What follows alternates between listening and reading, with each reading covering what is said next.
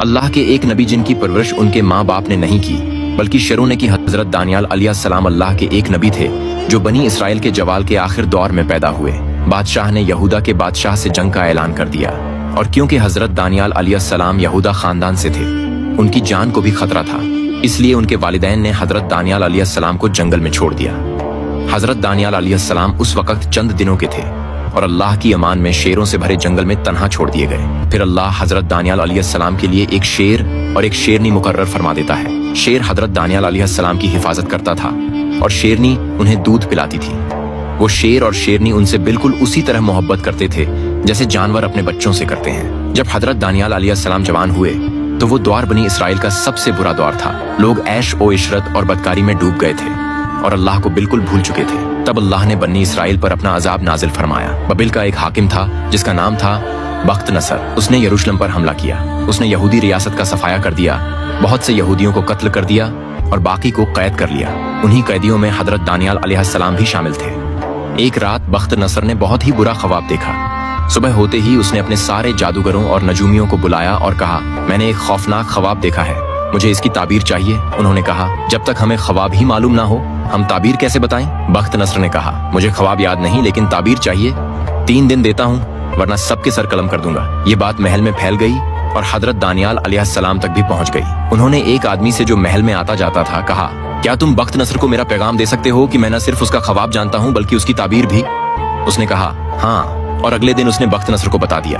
बख्त नसर ने हुक्म दिया कि उस शख्स को मेरे दरबार में लाओ। जब हजरत दानियाल अलैहिस्सलाम दरबार में लाए गए, उस वक्त रिवाज था कि जो भी बख्त नसर के सामने आता उसे सजदा करता, लेकिन हजरत दानियाल अलैहिस्सलाम ने सजदा नहीं किया। बख्त नसर को गुस्सा आया। उसने कहा, सब बाहर चले जाओ। दरबार खाली हो गया। फिर उसने हजरत दानियाल अलैहिस्सलाम से पूछा, तुमने मुझे सजदा क्यों नहीं किया? हजरत दानियाल अलैहिस्सलाम ने फरमाया, मेरे अल्लाह ने मुझे ये इल्म इस शर्त पर दिया है कि मैं उसी को सजदा करूं। अगर मैंने तुझे सजदा किया तो इल्म चला जाएगा और तू भी फायदा नहीं उठा सकेगा। बख्त नसर ने कहा, मैंने अपने रब का इतना फरमाबरदार बंदा कभी नहीं देखा। अब तुम मुझे मेरा ख्वाब और उसकी ताबीर बताओ। हजरत दानियाल अलैहिस्सलाम ने फरमाया, तुमने एक बहुत बड़ा बुत देखा जिसका सर आसमान में और पांव जमीन पर था। ऊपर का हिस्सा सोने का, बीच का चांदी, नीचे तांबा, पिंडलियां लोहे की और पांव पत्थर के। फिर आसमान से एक बड़ा पत्थर आया और उस बुत को तोड़कर मिट्टी कर दिया। वो पत्थर बड़ा होता गया और पूरी जमीन में फैल गया। बख्त नसर हैरान रह गया और कहा, हाँ, मैंने यही ख्वाब देखा था, अब ताबीर बताओ।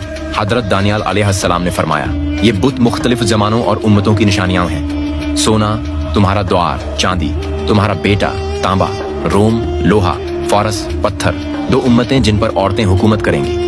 और जो पत्थर बुत पर गिरा वो दीन इलाही है जो आखिर जमाने में जाहिर होगा। अल्लाह अरब से एक नबी भेजेगा और वो दीन इस पत्थर की तरह पूरी जमीन पर गालिब आ जाएगा। हजरत दानियाल अलैहिस्सलाम की ये सब बातें सुनने के बाद बख्त नसर ने कहा कि आज तक किसी शख्स की बातों ने मुझ पर इतना असर नहीं किया और मैं समझता हूँ कि इस दरबार में तुम मेरे सबसे ज्यादा मुखलिस हो, इसलिए मैं तुम्हें अपने सबसे खास बंदों में शामिल करता हूँ। अब इस वाक़े के कुछ ही अरसे बाद बख्त नसर को फिर से परेशान करने वाले ख्वाब आने लगे और जब इन ख्वाबों का जिक्र बख्त नसर ने हजरत दानियाल अलैहिस्सलाम से किया तो हजरत दानियाल अलैहिस्सलाम ने फरमाया कि तेरी हुकूमत सिर्फ उसी सूरत में कायम रह सकती है जब तू अल्लाह की हुकूमत को तस्लीम करेगा। हजरत दानियाल अलैहिस्सलाम ने उसे नसीहत की कि सूरत हाल से बचने के लिए करीबी बंदों की मदद कर, फिर शायद अल्लाह भी तुझ पर रहम करे। इसलिए उसके बाद बख्त नसर ने हजरत दानियाल अलैहिस्सलाम की इस नसीहत पर अमल किया और उसने बनी इसराइल के लोगों की खूब मदद की, यहाँ तक कि एक शख्स भी भूखा न रहा। और इस तरह बख्त नसर पर आने वाला अजाब टल गया और मुल्क में अमन और खुशहाली फैल गई। 397 ईसा पूर्व में बख्त नसर फौत हो गया और उसके बाद तख्त पर उसका बेटा बैठ गया जो बहुत ही अय्याश और नालायक बादशाह था।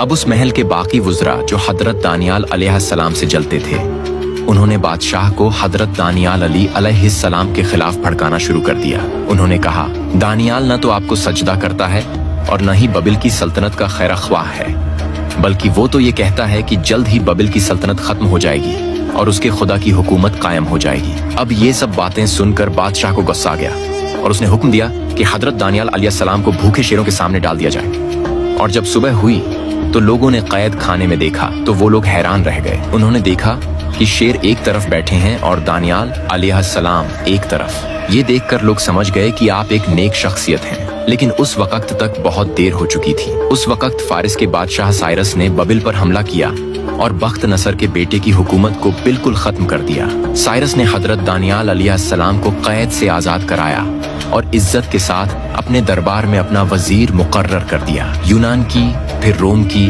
और फिर इन सब पर गालिब आया अल्लाह का दीन यानी इस्लाम। बेशक अल्लाह का दीन हर हाल में इस दुनिया में गालिब आकर रहेगा।